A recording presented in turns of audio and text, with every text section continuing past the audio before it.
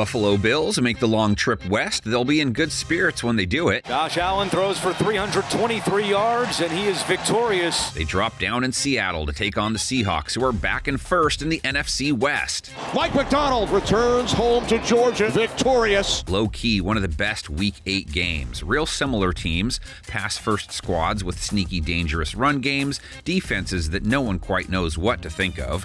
Geno Smith on one side, 2 touchdowns last week, no interceptions, a rating over 110. And you can see the Seattle Seahawks, they are going to open up this defense. Okay, fine, Josh Allen. Dude sleepwalked to 320-plus yards last week, almost 10 yards per attempt, 2 touchdowns, no picks, a rating over 115, wasn't facing a soft secondary either. Allen looking for Cooper! Touchdown! He gets a Seattle DB room next that comes in flexing. They held Kirk Cousins to 6.6 yards per attempt, picked him off twice, a low 70s rate. Cousins intercepted, and it is picked off by Julian Love. Not how well they've played the pass recently, for what it's worth. Their pass rush's most recent outing, though, fits their body of work. Body slammed Kirko 3 times, smacked him 9. They have the 4th highest pressure rate, don't blitz much to create it either. And now it's Jones again. 2 straight plays. Their sack leader didn't even leave with a bag last week. Derek Hall with 5. He was busy making a trip to the crib. And it's taken all the way back by Hall. Boye Mafe nabbed his 4th bag, Draymond Jones his 3rd. They heated Cousin up almost 50% of the time and blitzed just 15%.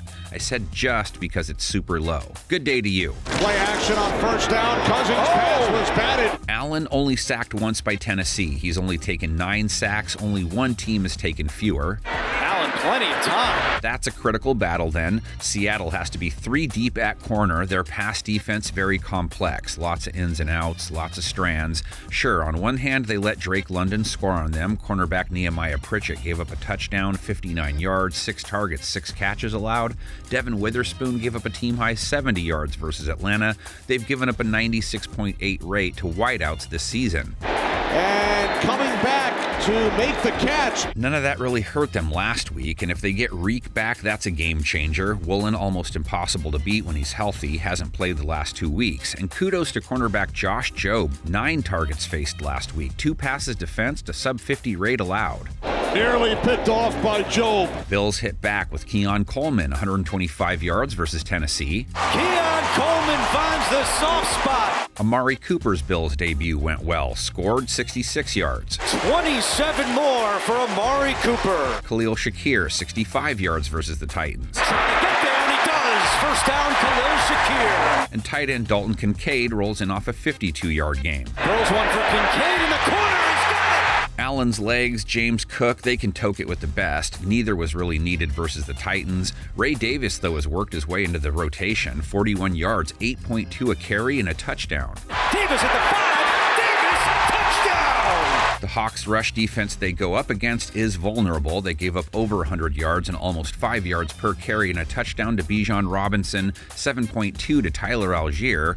Click play on some loonies. Seattle is 29th in yards per carry allowed. Put 5 on it. On the toss, change of direction by Robinson. Running, more important to Seattle's offense. They're different when Kenneth Walker's popping, and he was last week. 4.9 a run, 69 yards and a TD. And Kenneth Walker, you're not going to catch him in open space. He sets their passing game up. So, Bills' run defense, they held Tony Pollard to 3.8 a carry last week.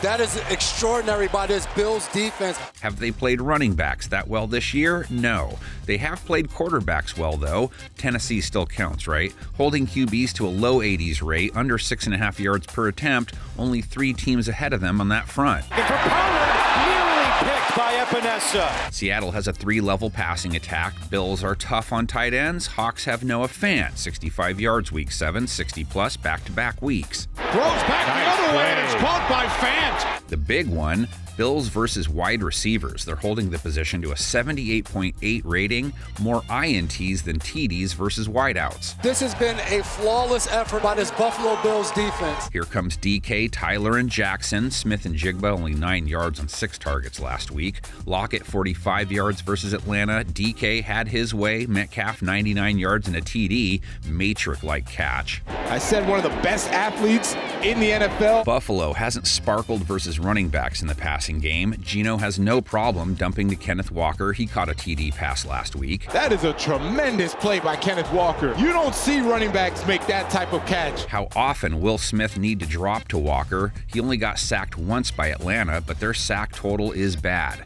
Buffalo racked Mason Rudolph 3 times. Bills get to 6-2. They're in the 82% club. That's the percentage of 6-2 teams since 1990 that make the playoffs. Pressure's coming again, and the pass is incomplete. Go 5-3 and you're in 64% territory. Seattle's trying to reach that level. 4-4 would drop them into a 32% echelon. Seattle with an 8-6 lead over Buffalo all time. Let's go 1977. Second year in the league for Seattle. They blow out a bad Buffalo club, 56-17. Jim Zorn threw 4 TD passes. Steve Largent caught 2, hauled in over 130 yards.